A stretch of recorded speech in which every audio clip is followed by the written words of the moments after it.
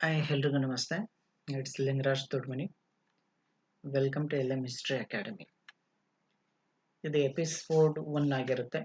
ಇದರಲ್ಲಿ complete history course for assistant professor, UGC NET, KSET, KPSC, FDA, SDA, PSI, PDO, GPSTR ಜೊತೆಗೆ ಎಲ್ಲ competitive ಎಕ್ಸಾಮಿನೇಷನ್ಸ್ಗೂ ಕೂಡ ಈ history course ನಿಮಗೆ ತುಂಬ ಹೆಲ್ಪ್ ಆಗುತ್ತೆ. ಸೊ ಈ ಕ್ಲಾಸಲ್ಲಿ ನಾವು ಪೂರ್ತಿ ಸಿಲೆಬಸ್ ಬಗ್ಗೆ ಮಾತಾಡ್ತೀವಿ. ಸಿಲೆಬಸ್ ಬಗ್ಗೆನೇ ನಾನು ಹೇಳ್ತೀನಿ.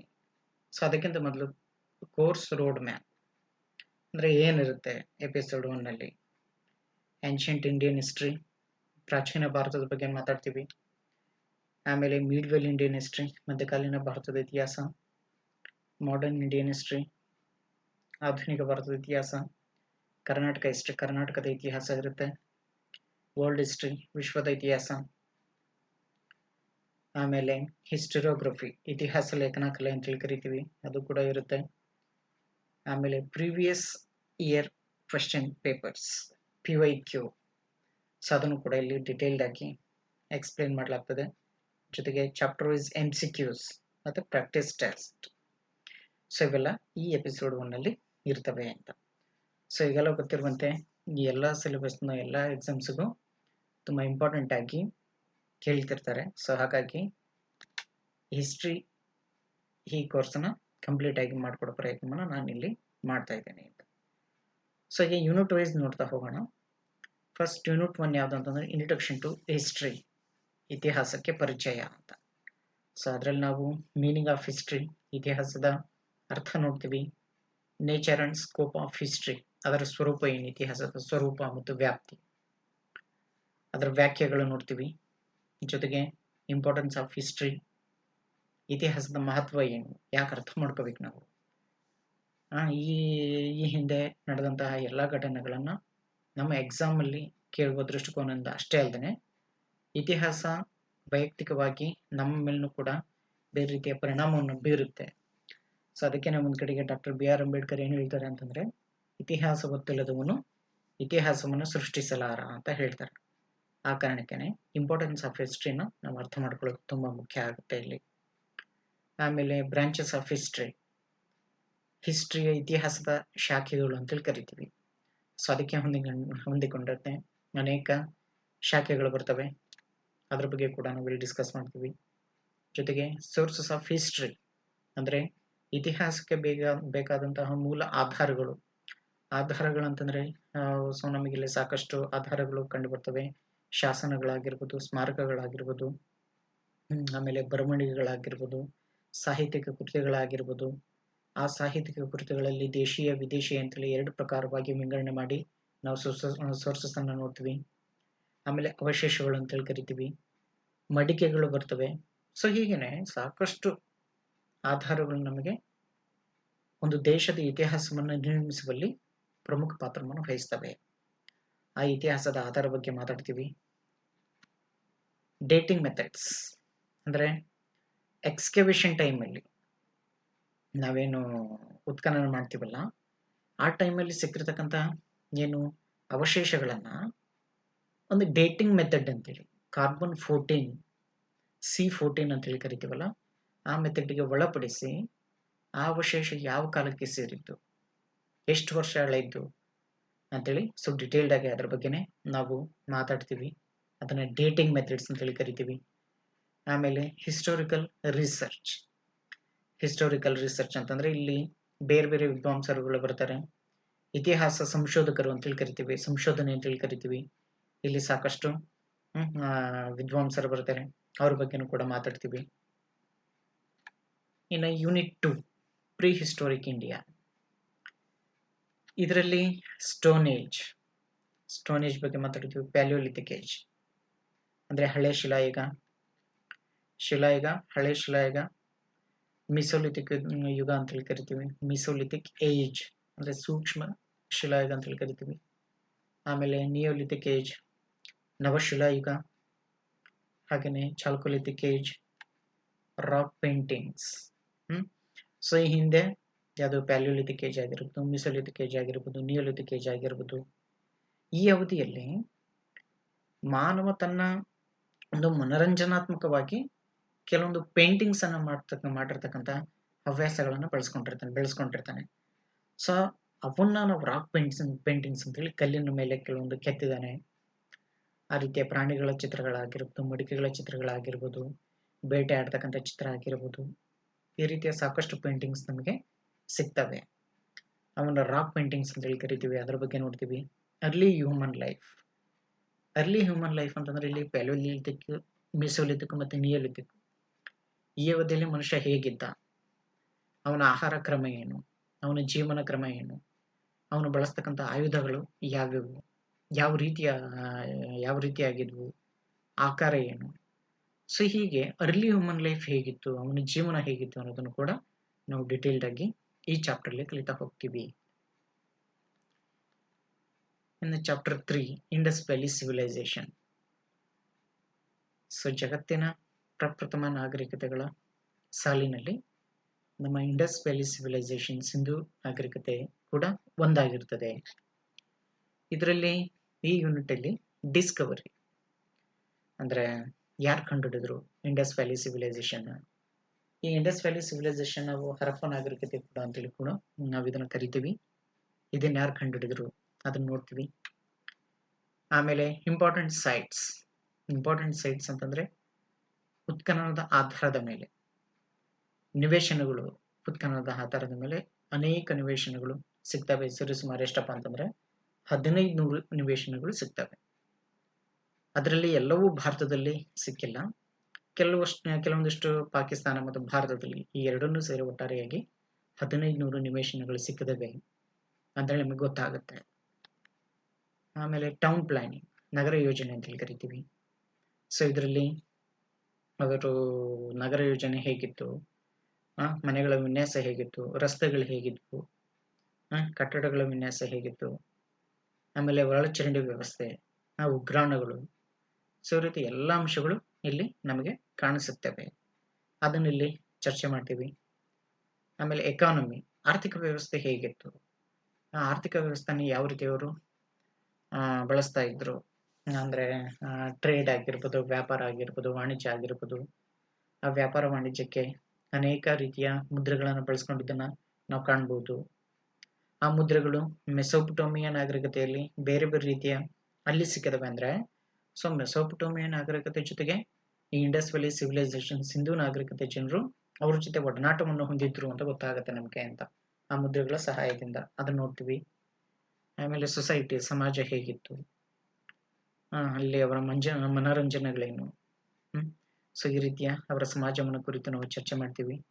ಆಮೇಲೆ ಧರ್ಮ, ಅವರು ಧಾರ್ಮಿಕ ಹಿನ್ನೆಲೆ, ಧರ್ಮವನ್ನು ಅಂದ್ರೆ ನಿರ್ದಿಷ್ಟ ಧರ್ಮವನ್ನು ಹೊಂದಿದ್ರ, ಯಾವ ರೀತಿಯ ಧಾರ್ಮಿಕ ಆಚರಣೆಗಳಿದ್ವು ಸಿಂಧು ನಾಗರಿಕರ ಒಂದು ಸಾಮಾಜಿಕ ಜೀವನದಲ್ಲಿ, ಅವರ ಧಾರ್ಮಿಕತೆ ಹೇಗಿತ್ತು ಅನ್ನೋದನ್ನು ಕೂಡ ನಾವು ನೋಡ್ತೀವಿ. ಆಮೇಲೆ ಆರ್ಟ್ ಅಂಡ್ ಆರ್ಕಿಟೆಕ್ಚರ್. ಸೊ ಇದಕ್ಕೆ ಆರ್ಟ್ ಅಂಡ್ ಆರ್ಕಿಟೆಕ್ಚರ್, ಕಲೆ ಮತ್ತು ವಾಸ್ತುಶಿಲ್ಪಕ್ಕೆ ಸಿಂಧು ನಾಗರಿಕರ ಕೊಡುಗೆ ಏನು ಅದನ್ನು ಕೂಡ ಇಲ್ಲಿ ನೋಡ್ಲಾಗ್ತದೆ. ಇನ್ನು ಲಾಸ್ಟ್ಗೆ ಡಿಕ್ಲೈನ್. ಸೊ ಪ್ರತಿಯೊಂದು ನಾಗರಿಕತೆಯನ್ನು ತೆಗೆದುಕೊಂಡ್ರೆ ಸೊ ಒಂದಲ್ಲ ಒಂದು ಕಾರಣದಿಂದ ಅವು ಏನಾಗಿದ್ದಾವೆ, ಡಿಕ್ಲೈನ್ ಆಗಿದ್ದಾವೆ, ಅವನತಿಯನ್ನು ಹೊಂದಿದ್ದಾವೆ. ಹಾಗೇನೆ ನಮ್ಮ ಭಾರತದ ಸಿಂಧು ನಾಗರಿಕತೆ ಅದಕ್ಕೇನು ಹೊರತಲ್ಲ, ಅದು ಕೂಡ ಕಾಲಾಂತರವಾಗಿ ಏನಾಗಿದೆ, ಅವನತಿಯನ್ನು ಹೊಂದಿದೆ. ಅದಕ್ಕೆ ಸಾಕಷ್ಟು ಕಾರಣಗಳು ನಮಗೆ ಕಂಡು ಬರ್ತವೆ. ಓಕೆನಾ. ಸೊ ಕಾರಣಗಳು ಏನು, ಯಾಕೆ ಸಿಂಧು ಅಷ್ಟು ಅವಿಚ್ಛಿನ್ನವಾಗಿ ವ್ಯವಸ್ಥಿತವಾಗಿ ಕಂಡು ಬಂದಂತಹ ಇಂಡಸ್ ವ್ಯಾಲಿ ಸಿವಿಲೈಸೇಷನ್ ಯಾಕೆ ಡಿಕ್ಲೈನ್ ಆಯಿತು, ಯಾಕೆ ಅವನತಿ ಬಂತು ಅನ್ನೋದನ್ನು ಕೂಡ ನಾವಿಲ್ಲಿ ನೋಡ್ತೀವಿ. ಇನ್ನು ನೆಕ್ಸ್ಟ್ ಬರೋದಾದ್ರೆ ಯೂನಿಟ್ 4, ವೇದಿಕ್ ಏಜ್ ಅಂತೇಳಿ ಕರಿತೀವಿ. ವೇದಗಳ ಕಾಲದ ನಾಗರಿಕತೆ ಅಥವಾ ವೇದಗಳ ಕಾಲ. ಇದರಲ್ಲಿ ಅರ್ಲಿ ವೇದಿಕ್ ಪೀರಿಯಡ್ ಹೇಗಿತ್ತು, later Vedic period. Early Vedic period ಅಂತಂದ್ರೆ ಅಲ್ಲಿ ಮೇನ್ಲಿ ನಾವು ಋಗ್ವೇದಿಕ್ ಪೀರಿಯಡ್ ಅಂದ್ರೆ ಋಗ್ವೇದದ ಬಗ್ಗೆನೆ ನಾವು ನೋಡ್ತೀವಿ. ಅಲ್ಲಿನ ಸಮಾಜ ಹೇಗಿತ್ತು, ಆರ್ಥಿಕತೆ ಹೇಗಿತ್ತು, ಜನಜೀವನ ಹೇಗಿತ್ತು. ಸೊ ಹೀಗೇನೆ ಅರ್ಲಿ ವೇದಿಕ್ ಪೀರಿಯಡ್ ಅಲ್ಲಿ ಋಗ್ವೇದದ ಬಗ್ಗೆನೇ ನಾವು ಕಲಿತೀವಿ. ಇನ್ನು ನೆಕ್ಸ್ಟ್ ಲೇಟರ್ ವೇದಿಕ್ ಪೀರಿಯಡ್ ಅಂತಂದ್ರೆ ಇನ್ನುಳಿದ 3 ಯಾವ್ಯಾವು, ಸಾಮವೇದ, ಅಥರ್ವವೇದ ಮತ್ತೆ ಯಜುರ್ವೇದ. ಈ 3 ವೇದಗಳ ಬಗ್ಗೆ ನಾವು ಲೇಟರ್ ವೇದಿಕ್ ಪೀರಿಯಡ್ ಅಲ್ಲಿ ಕಲಿತೀವಿ. ಆಮೇಲೆ ಸೊಸೈಟಿ, ಸಮಾಜ ಹೇಗಿತ್ತು. ಈ 2 ವೇದಗಳು ಅಂದ್ರೆ ಅರ್ಲಿ ವೇದಿಕ್ ಮತ್ತು ಲೇಟರ್ ವೇದಿಕ್, ಈ 2 ಪೀರಿಯಡ್ ಅನ್ನು ತಗೊಂಡ್ರೆ ಅಲ್ಲಿನ ಸಮಾಜ ಹೇಗಿತ್ತು ಅನ್ನೋದನ್ನು ನಾವು ನೋಡ್ತೀವಿ. ಆಮೇಲೆ ಎಕಾನಮಿ, ಆರ್ಥಿಕತೆ ಹೇಗಿತ್ತು. ಅಂದ್ರೆ ಇಲ್ಲಿ ಏನಾಗುತ್ತೆ ಅಂತಂದ್ರೆ ಅರ್ಲಿ ವೇದಿಕ್ ಪೀರಿಯಡ್ಗೂ ಮತ್ತೆ ಲೇಟರ್ ವೇದಿಕ್ ಪೀರಿಯಡ್ಗೂ ಸಾಕಷ್ಟು ವ್ಯತ್ಯಾಸಗಳಾಗ್ತವೆ. ಅದಿವನ್ನು ಪ್ರತಿಯೊಂದರಲ್ಲೂ ಸಮಾಜ ಬೇರೆ ಆಗ್ತದೆ, ಎಕಾನಮಿ ಬೇರೆ ಆಗ್ತದೆ. ಸೊ ಅಲ್ಲಿ ಇರ್ತಕ್ಕಂಥ ಸಂಪ್ರದಾಯಗಳು ಲೇಟರ್ ವೇದಿಕ್ ಬಂದಾಗ ಏನಾಗ್ತವೆ, ಸೊ ಎಂಟರ್ಲಿ ಸ್ವಲ್ಪ ವ್ಯತ್ಯಾಸಗಳು ಕಂಡು ಬರ್ತವೆ ನಮಗೆ. ಸೊ ಅದನ್ನು ಕೂಡ ಇಲ್ಲಿ ನೋಡ್ತೀವಿ ನಾವು. ರಿಲಿಜಿಯನ್, ಸೊ ಈ ವಿಷಯಕ್ಕೆ ಬಂದಾಗಲೂ ಕೆಲವೊಂದು ವ್ಯತ್ಯಾಸಗಳು ಕಂಡು ಬರ್ತವೆ. ಧರ್ಮ ಹೇಗಿತ್ತು ಋಗ್ವೇದದಲ್ಲಿ ಮತ್ತೆ ನಂತರ ವೇದಗಳ ಕಾಲದಲ್ಲಿ. ಪೊಲಿಟಿಕಲ್ ಸಿಸ್ಟಮ್, ಒಂದು ರಾಜಕೀಯ ವ್ಯವಸ್ಥೆ ಹೇಗಿತ್ತು ಅನ್ನೋದನ್ನು ಕೂಡ ನಾವಿಲ್ಲಿ ಚರ್ಚೆ ಮಾಡ್ತೀವಿ. ಆಮೇಲೆ ಲಿಟ್ರೇಚರ್, ಸೊ ಇದು ಇಲ್ಲಿ ಇಂಪಾರ್ಟೆಂಟು ನಮ್ಗೆ. ಯಾಕಂತಂದ್ರೆ ಸಾಹಿತ್ಯ ಅಂತ ಬಂದ್ರೆ ಯೂನಿಟ್ 4 ಅಲ್ಲಿ ವೇದಿಕ್ ಏಜ್ ಅಲ್ಲಿ ಸೊ ಸಾಹಿತ್ಯಕ್ಕೂ ಕೂಡ ಏನು ಅಂತಂದ್ರೆ ಸಾಕಷ್ಟು ಕೊಡುಗೆಗಳನ್ನು ನೀಡಿದ್ದನ್ನು ನಾವಿಲ್ಲಿ ನೋಡ್ತೀವಿ. ಅಲ್ಲಿ ಮಹಾಕಾವ್ಯಗಳು ರಚನೆ ಆಗ್ತವೆ. ಆಮೇಲೆ ಉಪನಿಷತ್ತುಗಳು ಅಂತೇಳಿ ಬರ್ತವೆ, ಬ್ರಾಹ್ಮಣಗಳು ಅಂತೇಳಿ ಬರ್ತವೆ, ಅರಣ್ಯಗಳು ಅಂತೇಳಿ ಬರ್ತವೆ, ಪುರಾಣಗಳು ಅಂತೇಳಿ ಬರ್ತವೆ. ಸೊ ಇವು ವೇದಿಕ್ ಏಜ್ ಅಲ್ಲಿ ನಮಗೆ ಲಿಟ್ರೇಚರ್ಗೆ ರಿಲೇಟೆಡ್ ಆಗಿ ಕಂಡು ಬರ್ತಕ್ಕಂಥದ್ದು ಸಾಹಿತ್ಯಿಕ ವಿಚಾರವಾಗಿ. ಅದನ್ನು ನಾವಿಲ್ಲಿ ಡೀಟೇಲ್ ಆಗಿ ಚರ್ಚೆ ಮಾಡ್ತೀವಿ. ಓಕೆನಾ. ಇನ್ನು next unit 5 Mahajanapadas and religious movements. ಮಹಾಜನಪದಗಳು ಮತ್ತೆ ಧಾರ್ಮಿಕ ಚಳುವಳಿ ಅಂತೇಳಿ ನೋಡ್ತೀವಿ. ಇಲ್ಲೇ ನೋಡ್ತೀವಿ 16 ಮಹಾಜನಪದಾಸ್, 16 ಮಹಾಜನಪದಗಳಿದ್ವು. ಅದ್ರ ಬಗ್ಗೆ ನೋಡ್ತೀವಿ ಯಾವ್ಯಾವ ಮಹಾಜನಪದಗಳಿದ್ವು ಅನ್ನೋದನ್ನ. ಆಮೇಲೆ ರೈಸ್ ಆಫ್ ಮಗಧ ಎಂಪೈರ್ ಬರುತ್ತಲ್ಲ, ಮಗಧ ಸಾಮ್ರಾಜ್ಯ, ಮಗಧದ ಹೇಳಿಕೆ ಹೇಗಾಯ್ತು, ಯಾರು ಸ್ಥಾಪನೆ ಮಾಡಿದ್ರು ಅನ್ನೋದು ನೋಡ್ತೀವಿ. ಇನ್ನಂತರ ಜೈನಿಸಂ ಬರುತ್ತೆ, ಜೈನ ಧರ್ಮ. ಸೊ ಯಾವಾಗ ವೇದಿಕ್ ಏಜ್ ಮುಗಿಯುತ್ತಲ್ಲ, ಸೊ ಆನಂತರ ಅಲ್ಲಿನ ಒಂದು ಸಮಾಜದ ಸಾಮಾನ್ಯ ಜನತೆಗೆ ಏನಾಗ್ತದೆ ಅಂತಂದ್ರೆ ಸ್ವಲ್ಪ ಸಂಸ್ಕೃತವನ್ನು ಅರ್ಗಿಸ್ಕೊಳ್ಳಿಕ್ಕೆ ಕಷ್ಟ ಆಗ್ತದೆ, ಅರ್ಥ ಮಾಡ್ಕೊಳ್ಳಿಕ್ಕೆ ಕಷ್ಟ ಆಗ್ತದೆ. ಸೊ ಆಗ ಸಾಮಾನ್ಯ ಜನರು ಏನ್ ಮಾಡಿದ್ರು ಅಂತಂದ್ರೆ ಸಿಂಪಲ್ ಲ್ಯಾಂಗ್ವೇಜ್ ಅವರು ಜಾಸ್ತಿ ಇಷ್ಟಪಡ್ತಾ ಇದ್ರು.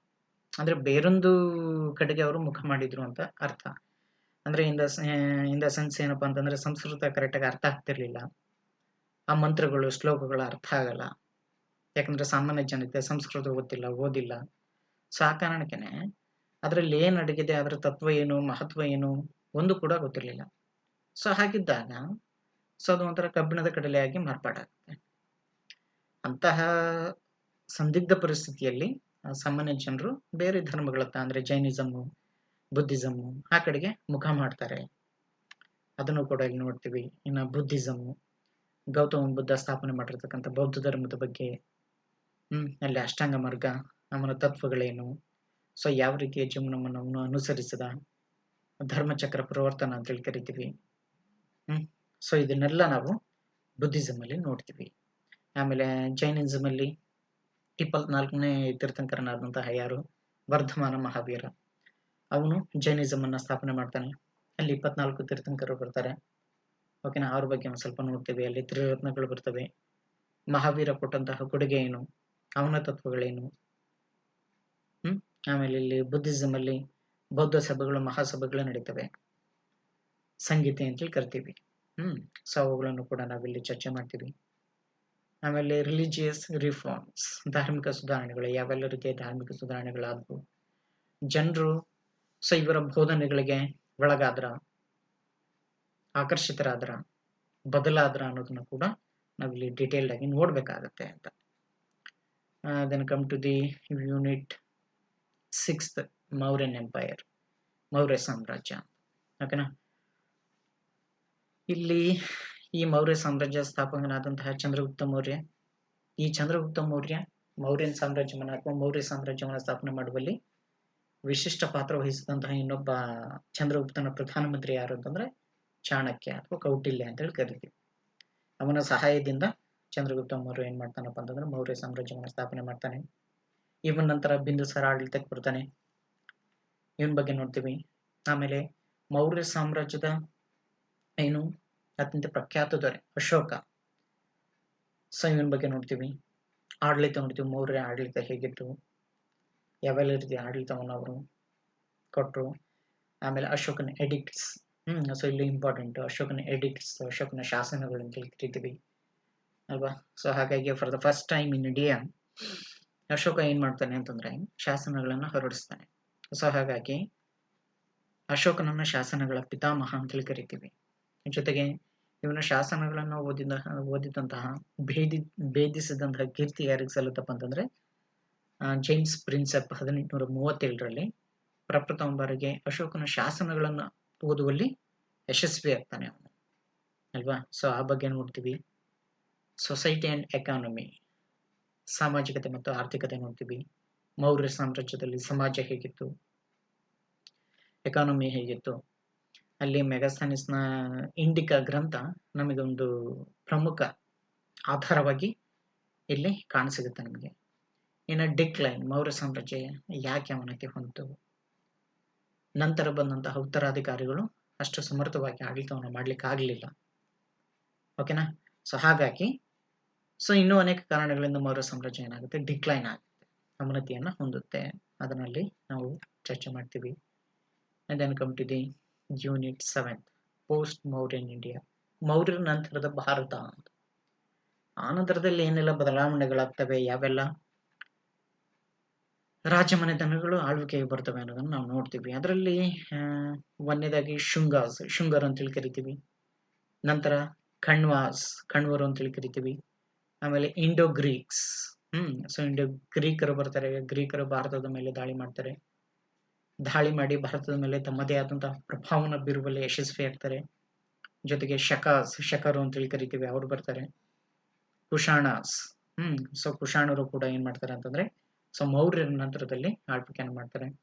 ಆಮೇಲೆ ಶಾತವಾಹನ, ದಕ್ಷಿಣ ಭಾರತವನ್ನ ಪ್ರಪ್ರಥಮ ಬಾರಿಗೆ ಆಳಿದಂತಹ ಕೀರ್ತಿ ಯಾರಿಗೆ ಸಲ್ಲುತ್ತಪ್ಪ ಅಂತಂದ್ರೆ ಶಾತವಾಹನರಿಗೆ ಸಲ್ಲುತ್ತೆ. ಅವ್ರ ಬಗ್ಗೆ ನಾವು ನೋಡ್ತೀವಿ. ಆಮೇಲೆ ಸಂಗಮೇಜ್. ಈ ಸಂಗಮ್ ಸಾಹಿತ್ಯ ಅಥವಾ ಸಂಗಮೇಜ್ ಅಂತೇಳಿ ಬರುತ್ತಲ್ಲ, ಸೊ ಅಲ್ಲಿ ರಚನೆಯಾದಂತಹ ಸಾಹಿತ್ಯಿಕ ಕೃತಿಗಳು, ಸಾಹಿತ್ಯಕ್ಕೆ ಸಂಗಮೇಜ್ನ ಕೊಡುಗೆ ಏನು, ಎಲ್ಲಿ ನಡೆದ್ವು ಅನ್ನೋದನ್ನು ಕೂಡ ಡಿಟೇಲ್ಡ್ ಆಗಿ ಈ ಚಾಪ್ಟರ್ ಅಲ್ಲಿ ನಾವು ನೋಡ್ತೀವಿ ಅಂತ. ಆಮೇಲೆ ಬನ್ರಿ 8ನೇ ಅಧ್ಯಾಯ, ಯೂನಿಟ್ 8, ಗುಪ್ತಾ ಎಂಪೈರ್, ಗುಪ್ತ ಸಾಮ್ರಾಜ್ಯ ಅಂತ ಕರಿತೀವಿ. ಇಲ್ಲಿ ರೈಸ್ ಆಫ್ ಗುಪ್ತರ ಏಳಿಗೆ, ಗುಪ್ತರ ಪ್ರಖ್ಯಾತ ದೊರೆಯಾದಂತಹ ಸಮುದ್ರಗುಪ್ತನ ಬಗ್ಗೆ ನಾವು ನೋಡ್ತೀವಿ, ಅವನ ದಿಗ್ವಿಜಯಗಳು. ಓಕೆನಾ. ಆಮೇಲೆ ಇವನ ಕುರಿತಾಗಿ ತಿಳಿಸ್ತಕ್ಕಂಥ ಅಲಹಾಬಾದ್ ಸ್ತಂಭ ಶಾಸನ ಬಗ್ಗೆ ನಾವು ಡಿಟೇಲ್ ಆಗಿ ನೋಡ್ತೀವಿ. ಆಮೇಲೆ 2ನೇ ಚಂದ್ರಗುಪ್ತ, ವಿಕ್ರಮಾದಿತ್ಯ ಎಂಬ ಬಿರುದನ್ನು ಹೊಂದಿದಂತಹ ಈತನ ಒಂದು ಅವಧಿಯಲ್ಲಿ ನವರತ್ನ ಎಂಬ ಕವಿಗಳಿದ್ರು. ಓಕೆನಾ. ಆಮೇಲೆ ಇವನ ಆಸ್ಥಾನಕ್ಕೆ ಫಾಹಿಯಾನ್ ಭೇಟಿ ನೀಡ್ತಾನೆ. ಅವನು ನೋಡಿದಂತಹ ಚಂದ್ರಗುಪ್ತ ಆಡಳಿತ ಹೇಗಿತ್ತು, ಸಮಾಜ ಹೇಗಿತ್ತು ಅನ್ನೋದನ್ನು ಕೂಡ ಅವನು ತನ್ನ ಅಕೌಂಟ್ಸ್ ಅಲ್ಲಿ ಹೇಳ್ತಾ ಹೋಗ್ತಾನೆ. ಆಮೇಲೆ ಅಡ್ಮಿನಿಸ್ಟ್ರೇಷನ್ ಆಫ್ ಗುಪ್ತಾ ಎಂಪೈರ್ ನೋಡ್ತೀವಿ. ಗುಪ್ತರ ಆಡಳಿತ ಹೇಗಿತ್ತು, ಗೋಲ್ಡನ್ ಏಜ್, ಸುವರ್ಣ ಯುಗ ಅಂತೇಳಿ ಕರಿತೀವಿ. ಓಕೆನಾ. ಇಲ್ಲಿ ಗುಪ್ತರ ಯುಗವನ್ನು ನಾವೇನಿದು ಕರಿತೀವಿ ಅಂತಂದ್ರೆ ಸುವರ್ಣ ಯುಗ ಅಂತೇಳಿ ಕರಿತೀವಿ. ಯಾಕೆ? ಅವರು ಎಲ್ಲಾ ಕ್ಷೇತ್ರಗಳಲ್ಲೂ ಅಮೋಘವಾದ ಕೊಡುಗೆಯನ್ನು ನೀಡಿದ್ರು. ಕಲೆ ತಗೊಳ್ರಿ, ವಾಸ್ತುಶಿಲ್ಪ ತಗೊಳ್ರಿ, ಸಾಹಿತ್ಯ ತಗೊಳ್ರಿ, ವಿಜ್ಞಾನ ತಗೊಳ್ರಿ, ತಂತ್ರಜ್ಞಾನ. ಸೊಗೆ ಎಲ್ಲಾ ಕ್ಷೇತ್ರಗಳಲ್ಲಿ ಗುಪ್ತರು ಏನ್ ಮಾಡಿದ್ರಪ್ಪ ಅಂತಂದ್ರೆ ತಮ್ಮದೇ ಆದಂತಹ ಕೊಡುಗೆಗಳನ್ನು ನೀಡಿದ್ರು. ಸೊ ಹಾಗಾಗಿನೇ ಅವರ ಒಂದು ಕಾಲವನ್ನು ಗೋಲ್ಡನ್ ಏಜ್, ಸುವರ್ಣ ಯುಗ ಅಂತೇಳಿ ನಾವು ಪರಿಗಣನೆ ಮಾಡ್ತೀವಿ. ಹಾಗೇನೆ ಸೈನ್ಸ್, ಅವರ ಅವಧಿಯಲ್ಲಿ ಸೈನ್ಸ್ ಹೇಗಿತ್ತು, ಯಾವ ಮಟ್ಟಕ್ಕೆ ಅಭಿವೃದ್ಧಿಯನ್ನು ಹೊಂದಿತ್ತು, ಸಾಹಿತ್ಯ ಯಾವ ರೀತಿ ಇತ್ತು, ಪ್ರಮುಖ ಸಾಹಿತ್ಯಕಾರರು, ಕವಿಗಳು. ನಾನು ಈಗಾಗಲೇ ಹೇಳಿದಂತೆ 2ನೇ ಚಂದ್ರಗುಪ್ತನ ಅವಧಿಯಲ್ಲಿ ನವರತ್ನರಿದ್ರು. ಓಕೆನಾ. ಸೊ ಆ ಅವಧಿಯಲ್ಲಿನೇ ಸಾಕಷ್ಟು ರೀತಿಯ ಸಾಹಿತ್ಯ ಕೃತಿಗಳು ಹೊರಗೆ ಬರ್ತವೆ, ಅದನ್ನು ನೋಡ್ತೀವಿ. ಆರ್ಟ್ ಅಂಡ್ ಕಲ್ಚರ್, ಕಲೆ ಮತ್ತು ವಾಸ್ತುಶಿಲ್ಪ. ಗುಪ್ತರು ಕಲೆ ಮತ್ತು ವಾಸ್ತುಶಿಲ್ಪಕ್ಕೆ ನೀಡಿದಂತಹ ಕೊಡುಗೆಯನ್ನು ನಾವಿಲ್ಲಿ ಡಿಟೇಲ್ಡ್ ಆಗಿ ಚರ್ಚೆ ಮಾಡ್ತೀವಿ ಅಂತ. ಓಕೆನಾ. ಸೊ ಇದಿಷ್ಟು ಗುಪ್ತಾ ಎಂಪೈರ್. ನೆಕ್ಸ್ಟ್ 9ನೇ ಅಧ್ಯಾಯ, unit 9, early medieval India. So ಇಲ್ಲಿ ನಾವು ಮಿಡಿವಲ್ ಇಂಡಿಯನ್ ಹಿಸ್ಟ್ರಿ ಅಂತ, ಮಧ್ಯಕಾಲೀನ ಭಾರತದ ಇತಿಹಾಸ. ವರ್ಧನರು ಅಂತೇಳಿ ನೋಡ್ತೀವಿ. ನೆಕ್ಸ್ಟ್ ಪಲ್ಲವರ ಬಗ್ಗೆ ನೋಡ್ತೀವಿ. ಪಲ್ಲವರಲ್ಲಿ ನರಸಿಂಹವರ್ಮ, ಮಹೇಂದ್ರವರ್ಮ. ಸೊ ಈ ಎಲ್ಲ ಅಧಿಕಾರಿಗಳು, ರಾಜರು ಯಾವೆಲ್ಲ ರೀತಿಯ ಆಡಳಿತವನ್ನು ಮಾಡಿದ್ರು ಅನ್ನೋದು ನೋಡ್ತೀವಿ. ಚಾಲುಕ್ಯಸ್, ಇಮ್ಮಡಿ ಪುಲಿಕೇಶಿ ಏನ್ ಮಾಡ್ತಾನೆ ಅಂತಂದ್ರೆ ಈ ಬಾದಾಮಿ ಚಾಲುಕ್ಯರ ಪ್ರಖ್ಯಾತ ದೊರೆಯಾಗಿ ಕಂಡು ಬರ್ತಾನೆ. ಸೊ ಅವನು ನರ್ಮದಾ ನದಿ ಕಾಳಗದಲ್ಲಿ ಹರ್ಷವರ್ಧನನ್ನು ಸೋಲಿಸುವ ಮೂಲಕ ಬಾದಾಮಿ ಚಾಲುಕ್ಯ ಅಥವಾ ಚಾಲುಕ್ಯ ವಂಶವನ್ನು ಇನ್ನಷ್ಟು ಪ್ರಗತಿ ಪಥದತ್ತ ಸಾಗಿಸ್ತಕ್ಕಂಥ ಕೆಲಸವನ್ನ ಅವನು ಮಾಡ್ತಾನೆ ಅಂತ. ಅದಾದ್ಮೇಲೆ ರಾಷ್ಟ್ರಕೂಟರ ಬಗ್ಗೆ ನಾವು ಮಾತಾಡ್ತೀವಿ. ಸೊ ಅಲ್ಲಿ ಅಮೋಘ ವರ್ಷ ಬರ್ತಾನೆ. ಸೊ ಅಮೋಘ ವರ್ಷ ಕನ್ನಡದ ಮೊದಲ ಕೃತಿಯಾಗಿರ್ತಕ್ಕಂಥ ಕವಿರಾಜ ಮಾರ್ಗ. ಸೊ ಅದಕ್ಕೆ ಅಮೋಘ ವರ್ಷ, 1ನೇ ಅಮೋಘ ವರ್ಷ ಕಾರಣೀಭೂತನಾಗ್ತಾನೆ. ನೆಕ್ಸ್ಟ್ ಚೋಳರ ಬಗ್ಗೆ ನಾವು ಮಾತಾಡ್ತೀವಿ. ಅದರಲ್ಲಿ ಚೋಳರ ಗ್ರಾಮಾಡಳಿತದ ಬಗ್ಗೆ ಮಾತಾಡ್ತಕ್ಕಂಥ ಉತ್ತರ ಮೇರೂರು ಶಾಸನ. ಸೊ ಅದರ ಬಗ್ಗೆ ಮಾತಾಡೋಣ ನಾವು. ಆಮೇಲೆ ರಜಪೂತರು. ಸೊ ರಜಪೂತರು ಎಲ್ಲದಕ್ಕಿಂತ ಹೆಚ್ಚಾಗಿ ಕಲೆ ಮತ್ತು ಶಿಲ್ಪಕ್ಕೆ ಫೇಮಸ್ ರಜಪೂತರು ಅಂತ. ಸೊ ಅಲ್ಲಿ ಚಂದೇಲರು ಬರ್ತಾರೆ, ಚೌಹಾಣರು ಬರ್ತಾರೆ, ಗುರ್ಜರ ಪ್ರತಿಹಾರರು ಬರ್ತಾರೆ. ಸೊ ಹೀಗೇನೆ ಅನೇಕ ರಜಪೂತ ಮನೆತನಗಳಲ್ಲಿ ಏಳಿಗೆ ಹೊಂದಿದ್ದನ್ನು ಕಾಣ್ತೀವಿ. ಅವರು ವಿಶೇಷವಾಗಿ ಕಲೆ ಮತ್ತು ವಾಸ್ತುಶಿಲ್ಪಕ್ಕೆ ತಮ್ಮದೇ ಆದಂತಹ ಕೊಡುಗೆಗಳನ್ನು ನೀಡಿದ್ದನ್ನು ನಾವಿಲ್ಲಿ ಸ್ಮರಿಸ್ತೀವಿ. ಜೊತೆಗೆ ರೀಜನಲ್ ಕಿಂಗ್ಡಮ್ಸ್ ಅಂದ್ರೆ ಪ್ರಾದೇಶಿಕವಾಗಿ ಕೆಲವೊಂದು ರಾಜಮನೆತನಗಳು ಬರ್ತವೆ. ಅವುಗಳ ಬಗ್ಗೆ ಸ್ವಲ್ಪ ಮಾತಾಡೋಣ. ಇದಿಷ್ಟು. ನೆಕ್ಸ್ಟ್ 10ನೇ ಅಧ್ಯಾಯ, ಯೂನಿಟ್ 10, ದೆಹಲಿ ಸುಲ್ತಾನರು ಅಂತ. ಓಕೆ, ಇಲ್ಲಿ ನಾವೇನು ನೋಡ್ತೀವಿ, ಸ್ಲೇವ್ ಡೈನಸ್ಟಿ. ದೆಹಲಿಯನ್ನ ಸರಿಸುಮಾರು 5 ಸಂತತಿಗಳ ಆಳ್ವಿಕೆ ಮಾಡ್ತವೆ. ಅದರಲ್ಲಿ ಒಂದೇದು ಯಾವುದು ಅಂತಂದ್ರೆ ಸ್ಲೇವ್ ಡೈನಸ್ಟಿ, ಗುಲಾಮಿ ಸಂತತಿ ಅಂತೇಳಿ ಕರಿತೀವಿ, ಅಥವಾ ಮ್ಯಾಮುಲಿಕ್ ಸಂತತಿ ಅಂತೇಳಿ ಕೂಡ ಕರಿತೀವಿ ಅದನ್ನ. ಆಮೇಲೆ ಖಿಲ್ಜಿ ಡೈನೆಸ್ಟಿ ಅಥವಾ ಖಿಲ್ಜಿ ಸಂತತಿ ಅಂತೇಳಿ ಕರಿತೀವಿ. ಇಲ್ಲಿ ಅಲಾವುದ್ದೀನ್ ಖಿಲ್ಜಿ ಫೇಮಸ್ ಆಗಿ ಕಂಡು ಬರ್ತಾನೆ. ತುಘಲಕ್ ಡೈನೆಸ್ಟಿ, ಇಲ್ಲಿ ಮೊಹಮ್ಮದ್ ಬಿನ್ ತುಘಲಕ್ ಇಂಪಾರ್ಟೆಂಟ್ ಆಗಿ ನಮಗೆ ಕಾಣಿಸ್ತಾನೆ. ಯಾಕಂತಂದ್ರೆ ಇವನನ್ನ ಐಲು ದೊರೆ ಅಂತೇಳಿ ಕರಿತೀವಿ, ಹುಚ್ಚು ದೊರೆ ಅಂತೇಳಿ ಕರಿತೀವಿ. ಆದ್ರೆ ಇವನಷ್ಟು ಬುದ್ಧಿವಂತ, ಮುಂಜಾಗ್ರತೆ ಹೊಂದಿರತಕ್ಕಂಥ, ಮುನ್ಸೂಚನೆಗಳನ್ನು ಹೊಂದಿರತಕ್ಕಂಥ, ಮುಂದಾಲೋಚನೆಗಳನ್ನು ಹೊಂದಿರತಕ್ಕಂಥ ರಾಜ ಇನ್ನೊಬ್ಬ ಇರಲಿಲ್ಲ. ಇನ್ನೊಬ್ಬ ಶ್ರೇಷ್ಠ ವಿದ್ವಾಂಸನಾಗಿದ್ದ. ಆದ್ರೂ ಕೂಡ ಇವನನ್ನ ಏನು ವಿದ್ವಾಂಸರು ಏನಂತ ಕರೀತಾರೆ, ಐಲು ದೊರೆ, ಹುಚ್ಚು ದೊರೆ ಅಂತೇಳಿ ಕರೀತಾರೆ. ಯಾಕೆ ಅನ್ನೋದನ್ನ ನಾವು ನೋಡೋಣ. ಸೈಯದ್ ಸಂತತಿ ಅಂತೇಳಿ ಬರುತ್ತೆ. ಆಮೇಲೆ ಲಾಸ್ಟ್ ದೆಹಲಿಯನ್ನು ಆಳಿದಂತಹ ಕೊನೆಯ ಸಂತತಿ ಯಾವುದಪ್ಪ ಅಂತಂದ್ರೆ ಲೋಧಿ ಡೈನೆಸ್ಟಿ ಅಥವಾ ಲೋಧಿ ಸಂತತಿ ಅಂತೇಳಿ ಕರಿತೀವಿ. ಅದ್ರ ಬಗ್ಗೆ ನಾವು ಮಾತಾಡ್ತೀವಿ. ಆಮೇಲೆ ದೆಹಲಿ ಸುಲ್ತಾನರ ಆಡಳಿತ, ಅವರ ಆಡಳಿತ ಹೇಗಿತ್ತು ಅನ್ನೋದನ್ನ ನೋಡ್ತೀವಿ. ಸೊಸೈಟಿ ಅಂಡ್ ಎಕಾನಮಿ, ಸಾಮಾಜಿಕತೆ ಮತ್ತು ಆರ್ಥಿಕತೆ ಬಗ್ಗೆ ಮಾತಾಡ್ತೀವಿ. ದೆಹಲಿ ಸುಲ್ತಾನರ ಸಮಾಜ ಹೇಗಿತ್ತು, ಆರ್ಥಿಕತೆ ಹೇಗಿತ್ತು, ಅಲಾವುದ್ದೀನ್ ಖಿಲ್ಜಿ ಆಗಿರ್ಬೋದು, ಆಮೇಲೆ ಫಿರೋಜ್ ಶಾ ತುಘಲಕ್ ಆಗಿರ್ಬೋದು. ಸೊ ಇವರೆಲ್ಲ ಅನೇಕ ರೀತಿಯ ಮಾರುಕಟ್ಟೆ ಸ್ಥಾನಗಳನ್ನು ತಗೊಂಡ್ಬರ್ತಾರೆ, ಅನೇಕ ರೀತಿಯ ಜನಪರ ಕಾರ್ಯಗಳನ್ನು ಮಾಡ್ತಾರೆ. ಅವುಗಳು ಯಾವುವು ಅನ್ನೋದನ್ನ ನಾವು ಈ ಅಧ್ಯಾಯದಲ್ಲಿ ಡಿಟೇಲ್ ಆಗಿ ಕಲಿತಾ ಹೋಗೋಣ. ಅದನ್ನು come to the 11th, Vijayanagara and Bahmani kingdoms. Vijayanagara ಸಾಮ್ರಾಜ್ಯ ಮತ್ತು ಬಹಮನಿ ರಾಜಮನೆತನಗಳು ಅಂತ ಹೇಳ್ತೀವಿ. ಇಲ್ಲಿ ವಿಜಯನಗರ ಸಾಮ್ರಾಜ್ಯ ನಮ್ಮ ಕರ್ನಾಟಕವನ್ನು ಅವಿಚ್ಛಿನ್ನವಾಗಿ ಆಳ್ವಿಕೆ ಮಾಡಿದಂತಹ ಕೀರ್ತಿ ಯಾರಿಗೆ ಸಲ್ಲುತ್ತಪ್ಪ ಅಂತಂದ್ರೆ ವಿಜಯನಗರ ಸಾಮ್ರಾಜ್ಯಕ್ಕೆ ಸಲ್ಲುತ್ತೆ. ಇದರಲ್ಲಿ ಕೃಷ್ಣದೇವರಾಯ ಇಂಪಾರ್ಟೆಂಟ್ ಆಗಿ ಒಬ್ಬ ಪ್ರಖ್ಯಾತ ದೊರೆಯಾಗಿ ನಮಗೆ ಕಂಡು ಬರ್ತಾನೆ. ನೆಕ್ಸ್ಟ್ ಸಂಗಮ ಡೈನೆಸ್ಟಿ, ಸಾಳ್ವ ಡೈನೆಸ್ಟಿ, ಅಂದ್ರೆ ಸಂಗಮ ಡೈನೆಸ್ಟಿ, ಸಾಳ್ವ ಡೈನೆಸ್ಟಿ, ತುಳುವ ಸಂತತಿ, ಅರವೀಡು ಸಂತತಿ. ಅಂದ್ರೆ ಸೊ ಇಲ್ಲೂ ಕೂಡ 4 ಸಂತತಿಗಳು ಬರ್ತವೆ. ಸಂಗಮ ಸಂತತಿ, ಸಾಳ್ವ ಸಂತತಿ, ತುಳುವ, ಅರಬೀಡು ಸಂತತಿ ಅಂತ. ಓಕೆನಾ? ಸೊ ಆ ಬಗ್ಗೆ ನಾವು ನೋಡೋಣ. ಆಮೇಲೆ ಬಹಮನಿ ರಾಜ್ಯ. ಸೊ ಅಲ್ಲಿ ಕೂಡ ಅವರು ಕಲೆ ಮತ್ತು ವಾಸ್ತುಶಿಲ್ಪಕ್ಕೆ, ಸಮಾಜಕ್ಕೆ, ಆರ್ಥಿಕತೆಗೆ ಯಾವ ರೀತಿಯ ಕೊಡುಗೆಗಳನ್ನು ನೀಡಿದ್ರು ಅನ್ನೋದನ್ನ ಇಲ್ಲಿ ಡಿಟೇಲ್ ಆಗಿ ನೋಡೋಣ. Then come to the unit 12, Mughal empire. Mughal ಸಾಮ್ರಾಜ್ಯ ಅಂತೇಳಿ ಕರಿತೀವಿ, ಅದು ಮಹಾಮೊಘಲರು ಅಂತೇಳಿ ಕರಿತೀವಿ. ಭಾರತದಲ್ಲಿ ಮೊಘಲ್ ಸಾಮ್ರಾಜ್ಯವನ್ನು ಸ್ಥಾಪನೆ ಮಾಡಿದಂಥ ಕೀರ್ತಿ ಯಾರು ಸಲ್ಲುತ್ತಪ್ಪ ಅಂತಂದ್ರೆ ಬಾಬರ್ ಸಲ್ಲುತ್ತೆ. ಅವನ ಬಗ್ಗೆ ನೋಡ್ತೀವಿ. ಆಮೇಲೆ ದೆಹಲಿಯನ್ನ ಆಳಿದಂತಹ ಕೊನೆಯ ಸಂತತಿ ಲೋಧಿ ಸಂತತಿ. ಆ ಲೋಧಿ ಸಂತತಿ ಇಬ್ರಾಹಿಂ ಲೋಧಿಯನ್ನ ಬಾಬರ್ ಸೋಲ್ಸಿ ಏನ್ ಮಾಡ್ತಾನೆ ಅಂತಂದ್ರೆ ಯಾವುದು 1ನೇ ಪಾಣಿಪತ್ ಕದನ, 1526 ನಡೆದಂತಹ 1ನೇ ಪಾಣಿಪತ್ ಕದನದಲ್ಲಿ ಬಾಬರ್ ಏನ್ ಮಾಡ್ತಾನೆ, ಅವನನ್ನ ಸಂಪೂರ್ಣವಾಗಿ ಯಶಸ್ವಿಯಾಗಿ ಸೋಲಿಸುವ ಮೂಲಕ ಭಾರತದಲ್ಲಿ ಮೊಘಲ್ ಸಾಮ್ರಾಜ್ಯಕ್ಕೆ ಅಡಿಪಾಯವನ್ನ ಹಾಕ್ತಾನೆ. ಅವನ ಬಗ್ಗೆ ನೋಡ್ತೀವಿ. ಅದಾದ ನಂತರ ಅವನ ಮಗ ಹುಮಾಯೂನ್ ಬರ್ತಾನೆ.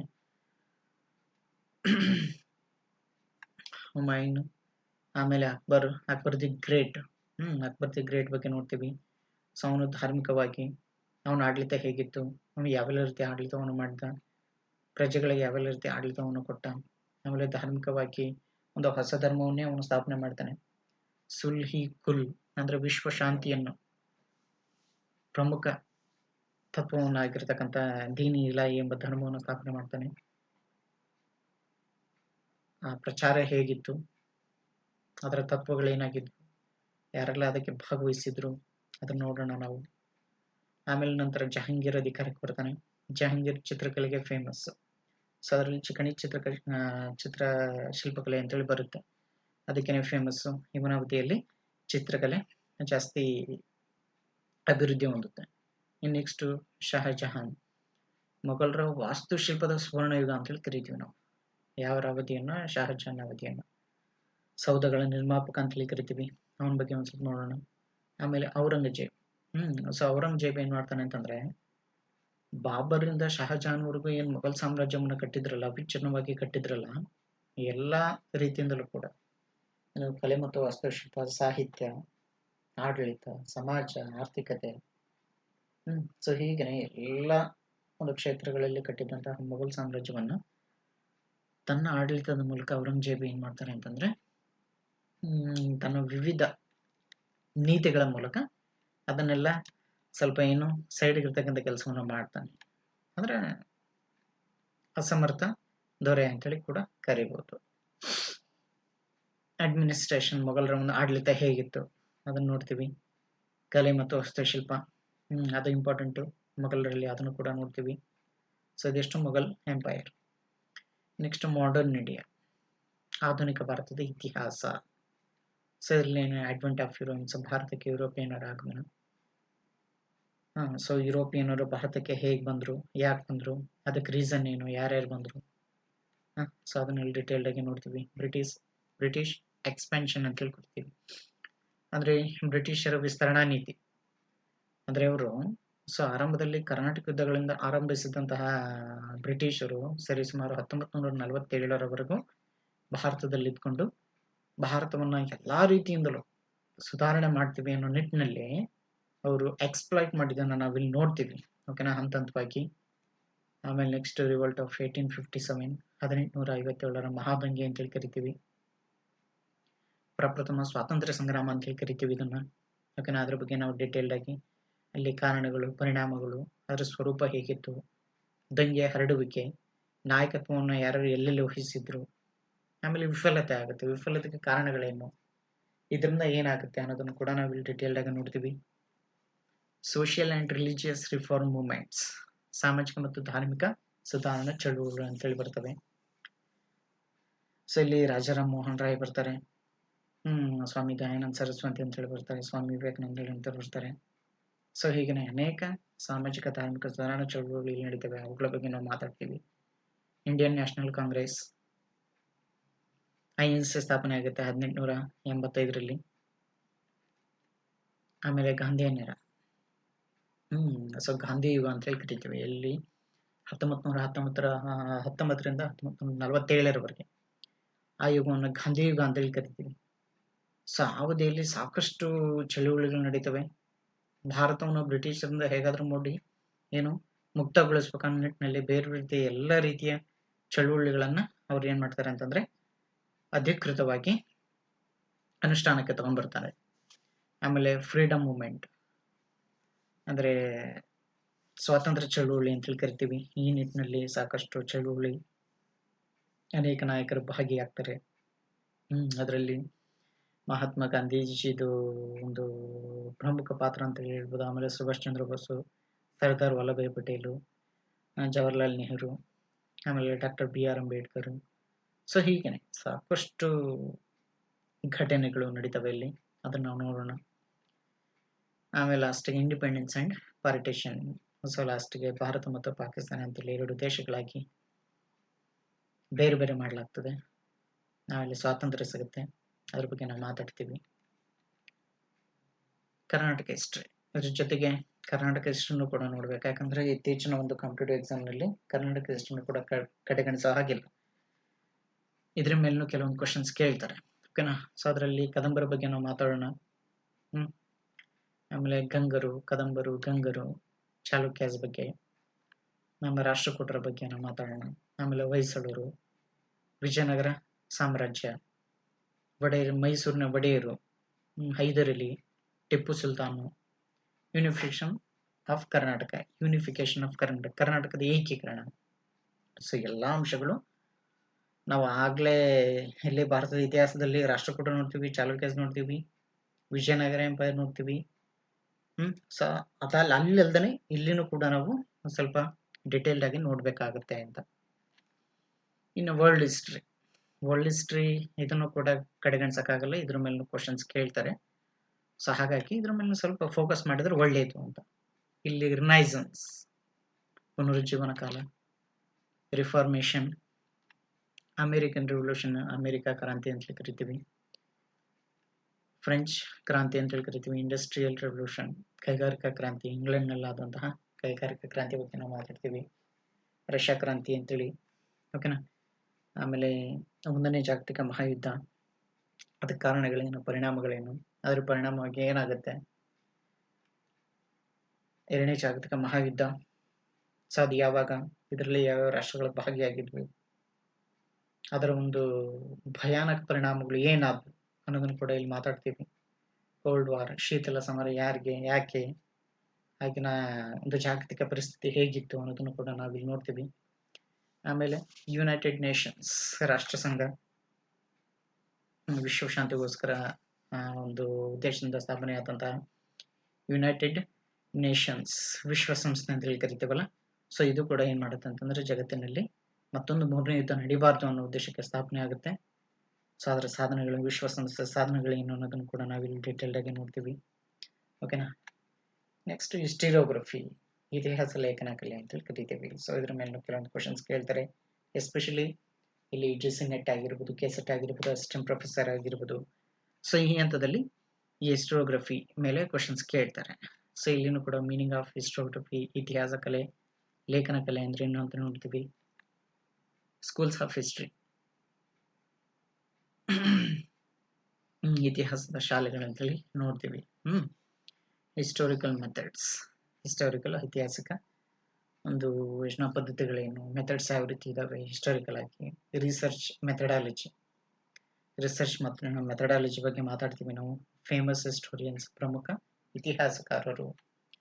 ಆಮೇಲೆ ಇಂಟರ್ಪ್ರಿಟೇಷನ್ ಆಫ್ ಹಿಸ್ಟ್ರಿನ ತಮ್ಮ ಒಂದು ಅಭಿಪ್ರಾಯದಲ್ಲಿ, ದೃಷ್ಟಿಕೋನದಲ್ಲಿ ಯಾವ ರೀತಿ ಮಾಡ್ತಾರೆ ಅನ್ನೋದನ್ನು ಕೂಡ ನಾವು ನೋಡ್ತೀವಿ ಅಂತ, ಓಕೆನಾ.